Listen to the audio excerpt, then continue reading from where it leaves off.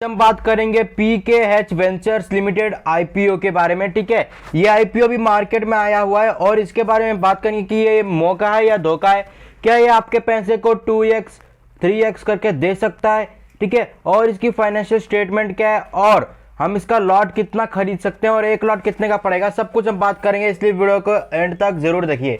ठीक है, तो इसकी पूरी जानकारी हासिल करने से पहले मैं आपसे यही कहूंगा कि आईपीओ रिव्यू वाला हमारा जो सीरीज है इसमें बने रहे। ठीक है, तो आइए बढ़ते हैं इसके सबसे पहले इसमें बिजनेस के बारे में जानते हैं।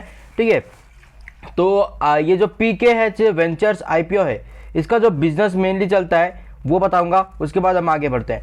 तो ये जो कंपनी ये 2000 मतलब सन 2000 में एस्टैब्लिश हुई थी, तो आज लगभग 23 साल इसे हो गए हैं। ठीक है, और बात करें कंपनी, तो ये कोई गवर्नमेंट कंपनी नहीं है, ये एक प्राइवेट कंपनी है। ठीक है, ये गवर्नमेंट कंपनी नहीं है, ये एक प्राइवेट कंपनी है। और अगर हम बात करें इसकी आईपीओ की ओपनिंग डेट, तो 30 जून को ये ओपन हुई थी और 4 जुलाई तक ये रहेगी। ठीक है, 30 जून को ओपन हुई थी और 4 जुलाई तक ये ओपन है। ठीक है, मतलब आज कितना है, आज हमारा 2 जुलाई है, तो और 2 दिन आपके पास टाइम है। ओके, अब जो आपके पास शेयर्स आएंगे वो कब आएंगे, वो आपके पास आएंगे 11 जुलाई को।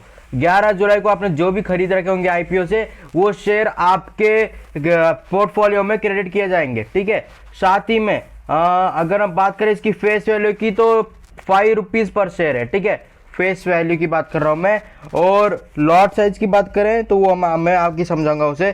ठीक है, और जो इसका इश्यू साइज है वो अप्रॉक्स 379 CR है, मतलब इसका जो इश्यू साइज है वो टोटल 380 करोड़ के आसपास है। ठीक है, और ये कहाँ का लिस्टेड होने वाला है, ये बॉम्बे स्टॉक एक्सचेंज और नेशनल स्टॉक एक्सचेंज दोनों जगह पे ये लिस्टेड होगा। और आईपीओ प्राइस बैंड की अगर मैं बात करूं तो 140 से 148 के बीच में इसका आईपीओ प्राइस है। ठीक है, चलिए अब हम इसकी बिजनेस के बारे में जानते हैं। इसका बिजनेस क्या क्या है, मैंने जो मेन चीज़ था वो बताया। अब मैं इसका बिजनेस बताऊंगा कि आखिर ये बिजनेस क्या क्या चीज़ का करता है। ठीक है, और इसकी मोनोपोली होगी या नहीं वो भी देखते हैं। तो देखिए, ये कंपनी सन 2000 में स्टार्ट हुई थी और अगर हम बात करें तो इसका जो मेन बिजनेस है वो है कंस्ट्रक्शन।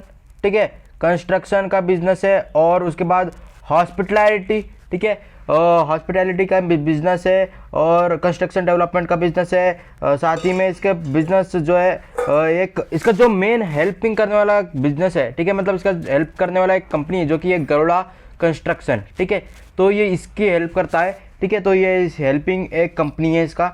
और बात करें तो इसके अंदर हॉस्पिटलिटी बिजनेस और साथ में बात करें hotels, restaurants, QSR, spas and sales of food products. ठीक है, ये सब आपको देखने को मिलते हैं। और अगर हम बात करें तो इसे गवर्नमेंट ने 2 प्रोजेक्ट दिए थे अवार्ड के तौर पे। ठीक है, कौन से प्रोजेक्ट दिए थे, एक प्रोजेक्ट दिया था 16 में। ठीक है, ये जो प्रोजेक्ट था ये था 16 मेगावाट हाइड्रो पावर। ठीक है, ये प्रोजेक्ट दिया गया था अरुणाचल प्रदेश में इन्हें। ठीक है, तो अरुणाचल प्रदेश में इन्हें ये प्रोजेक्ट दिया गया था जो कि है 16 मेगावाट हाइड्रो पावर। ठीक है, और एक प्रोजेक्ट जो दिया गया था वो नागपुर में दिया गया था, डेवलपमेंट ऑफ एंटरटेनमेंट सेंटर। ठीक है, तो ये 2 प्रोजेक्ट गवर्नमेंट की तरफ से इन्हें मिले गए थे।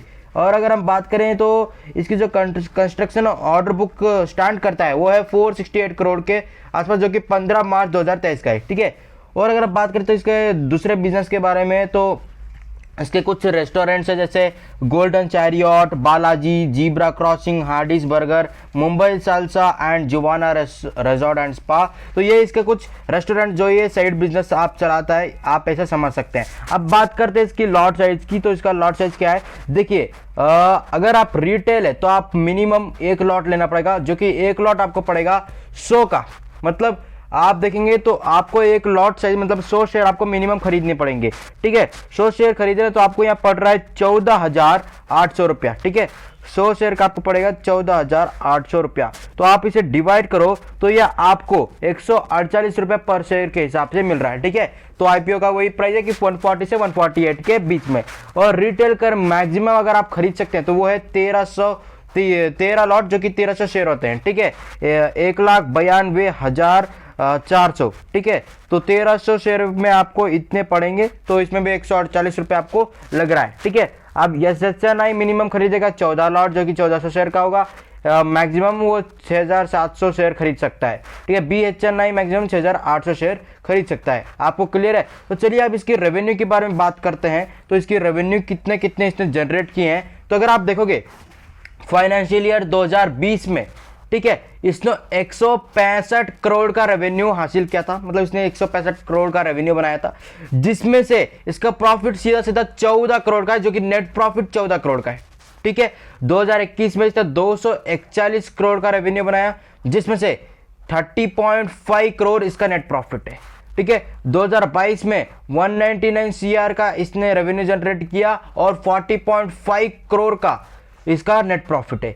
2023 में 125 करोड़ का इसने रेवेन्यू बनाया और 28.6 करोड़ का इसका नेट प्रॉफिट है। तो इसका नेट प्रॉफिट अगर आप देखेंगे तो ये नेट प्रॉफिट अच्छा चल रहा है, ठीक है। और अगर देखोगे 2020 से और 2022 के बीच में, तो ये 14 करोड़ से 40.5 करोड़ बन गया, ठीक है, जो कि 42% के ग्रोथ के हिसाब से है, ठीक है।